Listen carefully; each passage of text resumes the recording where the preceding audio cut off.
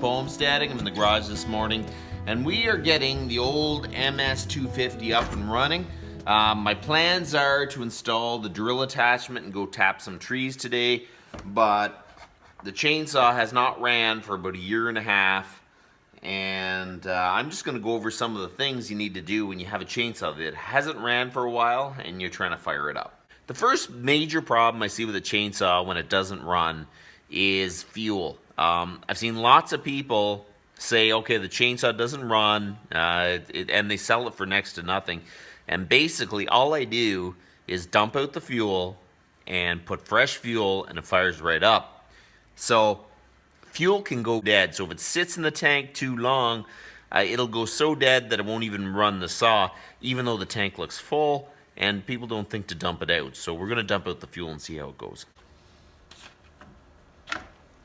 See how that smells. Woo! Doesn't smell bad, but doesn't smell that good.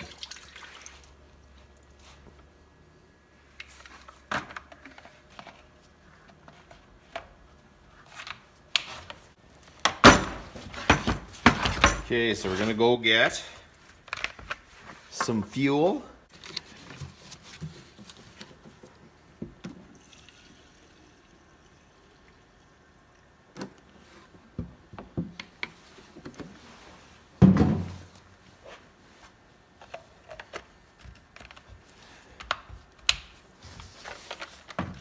So I'm going to give you a little bit of a warning. When you have a chainsaw with no bar on it, whatever you do, when you start it up, don't pin the throttle. Because this chainsaw will rev faster than actually pulling the chain, and it'll rev higher than it ever should. So whenever you have a two-stroke motor of any kind that isn't hooked up to what it's running, like a skidoo, you don't run a skidoo without a belt on it. You don't run a chainsaw wide open without a chain on it, because it'll just damage the motor. So what we're going to do is I'm going to fire it up, we're going to see that it runs, and then I'm going to install the drill attachment, and then we can really test it. Okay, so on, choke. Let's see if she fires up, eh? Up.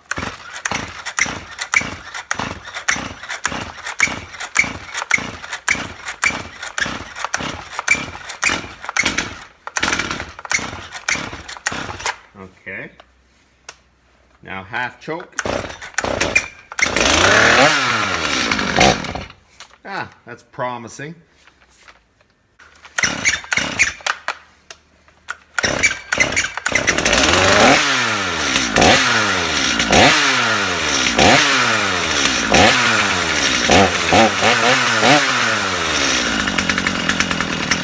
Okay, so there you go. We're going to install the drill attachment, and then we can really test this thing out. When you order a Holzfforma farmertec drill attachment, you will get a chuck, the drill attachment itself, a drive gear, a key, and a big wood bit.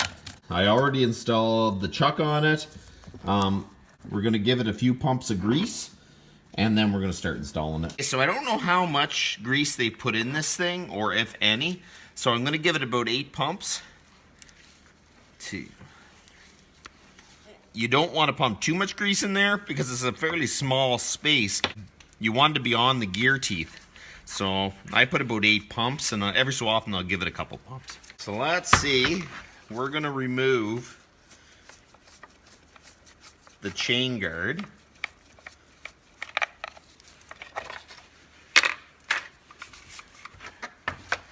First thing you do is pull off the little clip and this washer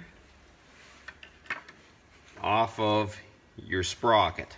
Now you're going to use the side that has the little round bulges, and it slips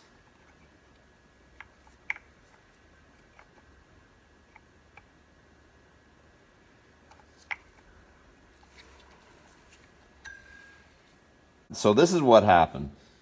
A Sthil MS250, in North America at least, comes with a 7 or 8 tooth drive sprocket. And when I got the drill, it said it was for an MS250, but it only fits a 6 tooth, and there is no way. I went to the Sthil dealer, and they said they can't even get that. So I sent a message to the person that sold it to me, and I hope I get my money back, or I'm going to have to try to see if I can get another adapter or do something, because this is a great idea. Okay, so this is really, really annoying because I was planning on tapping my trees with it today. I thought this is going to be epic. This is going to be great. And anyway, so we're going to have to use the cordless drill and all that. So I hope this all works out. So I'll keep you updated.